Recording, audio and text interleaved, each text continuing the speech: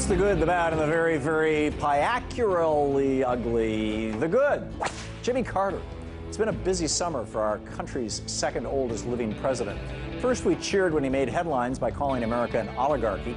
Then we were saddened to hear his cancer diagnosis in August. But since then, he's been teaching Sunday school, and last week he was caught at an Atlanta Braves game and put in front and center with his wife, Rosalind, on the stadium's Kiss Cam. Former president will turn 91 on October 1st, and here's to many more ball game moments like this for this great America. The bad. Wendell Estep, the South Carolina pastor, is convinced that we're living in the end times, and Kim Davis's arrest earlier this month is proof of it, apparently. Or at least that's what he told members of his congregation yesterday. Seriously, take a look. Are you surprised at how quickly the homosexual movement has become militant?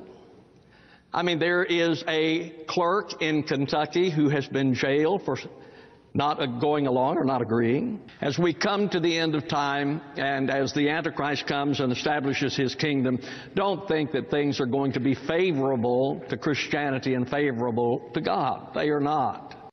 But Kim Davis wasn't arrested because she didn't go along with the agenda. She was arrested for failing to do her job as a public servant. And that's not about some militant gay agenda or the end times. It's just about equal protection under the law. And the very, very ugly Jeffrey Lord. The CNN contributor doesn't have any idea what people find so offensive in Trump's response to the question of, what are we going to do about Muslims in America? In fact, he doesn't find the question offensive at all, apparently. Take a look. He was talking about Muslims in America being a problem. Right. Jim, you and I know, and Ron knows, that every other day when we pick up a newspaper or turn on the television, we are seeing, that authorities have unraveled some plot by Islamic extremists here in this country, all of whom are Muslims. So to say that we have a quote-unquote Muslim problem is not to say anything outrageous. It's a simple statement of fact. There's no bias or bigotry to it. We do have a problem. I'm sorry to say.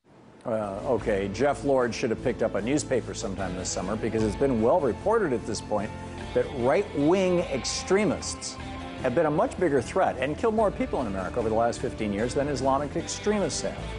And this is exactly the kind of baseless rhetoric that makes people ask presidential candidates about what they will do about Muslims in America.